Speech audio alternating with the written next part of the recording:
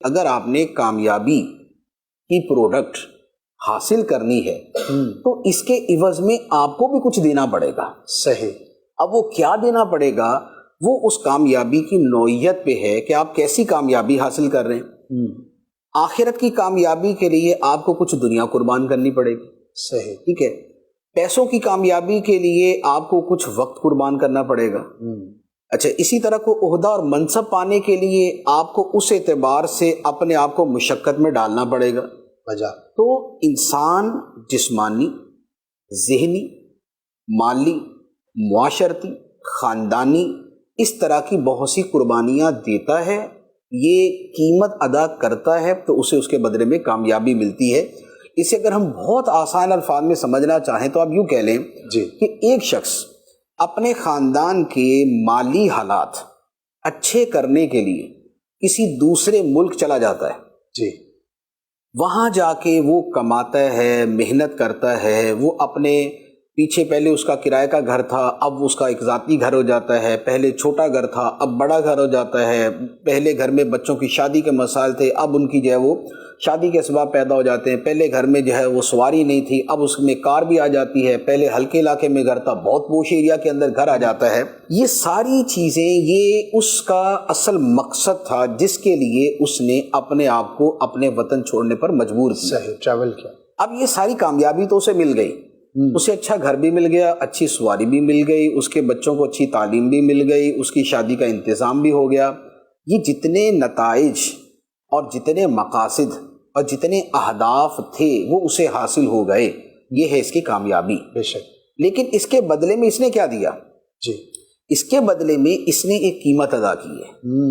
اس نے اپنا وطن چھوڑا، اس نے اپنا شہر چھوڑا، اس نے اپنے دوست چھوڑے، اس نے اپنی فیملی چھوڑی، اس نے اپنے جتنے بھی دوستوں کی گیدرنگ اور ایک انسیت اور ایک اپنائیت کی زندگی تھی اسے چھوڑا. اس نے پردیس کاٹا، اجنبی لوگوں کے درمیان اپنے آپ کو سروائیو کیا. وہاں جا کے اس نے بہت زیادہ محنت بھی کی. تو اب یہ جتنی چیزیں ہیں یہ قیمت کہلائیں گی اس کامیابی کی.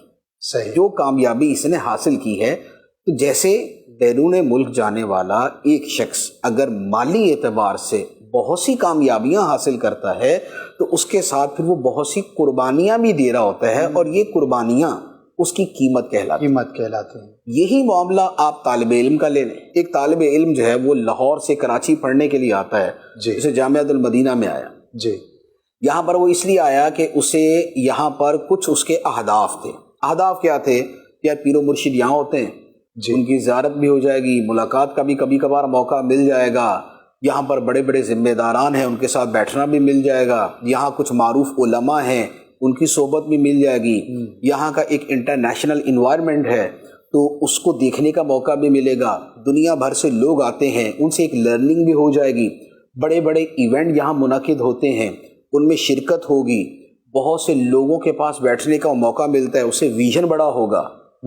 یہ ہے وہ تمام چیزیں جن کو اہداف بنا کر اور جنہیں اپنے مقاصد بنا کے ایک طالب علم اتنی دور سے آتا ہے جو آتا ہے. ورنہ ضروری نہیں کہ ایسا ہی ہے، لیکن جو آتا ہے.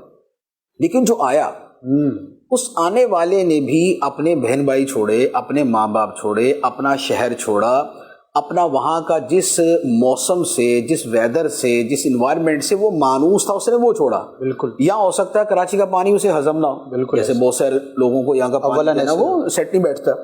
تو اب یہ کیا ہے، یہ جتنی کچھ چیزیں اس نے چھوڑی ہیں یہ قیمت ہے، اور جتنی پائی ہیں یہ کامیابی ہے. تو جو ہم پاتے ہیں وہ کامیابی ہوتی ہے، اور جو ہم اس کے لیے چھوڑتے ہیں اور قربان کرتے ہیں وہ اس کی قیمت ہوتی ہے. صحیح. تو اب جیسی کامیابی پھر اس کی ویسی قیمت ادا کریں. ماشاء اللہ.